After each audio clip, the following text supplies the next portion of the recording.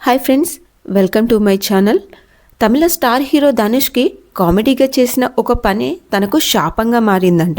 ఇంతకీ ఆ పని ఏంటి? వివరాల్లోకి వెళ్తే, అప్పట్లో ధనుష్ హీరోగా నటించిన మూవీ 3 సినిమాలో తను కొలవెరడి అనే ఒక సాంగ్ పాడిన విషయం మనకు అందరికీ తెలిసిందే.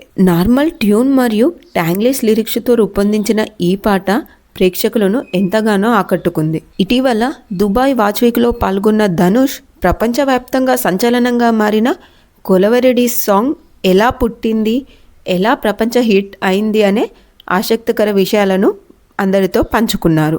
ఒక ఇంటర్వ్యూలో ధనుష్ మాట్లాడుతూ, ఈ పాటను అసలు కామెడీగా చేశాము, ఒకసారి సరదాగా పాట చేసి వదిలేశాం, పూర్తిగా మర్చిపోయాం కూడా, మరో పాటల పనుల్లో బిజీ అయ్యాం. అనుకోకుండా ఒకరోజు మ్యూజిక్ డైరెక్టర్ అనిరుద్ రవీంద్రన్కు సిస్టంలో ఈ పాట కనిపించింది. మళ్ళీ విన్నాం, ఫన్నీగా ఉందని నవ్వుకుంటూనే ఒకసారి ట్రై చేద్దాం అనుకుంటూ రిలీజ్ చేశాం. కానీ ఈ సాంగ్ ఈ లెవెల్లో సెన్సేషన్ అవుతుందని మాత్రం అప్పుడు అనుకోలేదు. ఈ సాంగ్ నాకంటూ ఒక ప్రత్యేక గుర్తింపును సంపాదించి పెట్టింది అని, ఈ పాట నుండి ఎంత దూరంగా వెళ్ళాలని ప్రయత్నించినా అది నన్ను వెంటాడుతూనే ఉంది అని ఆయన చిరునవ్వుతో అన్నారు.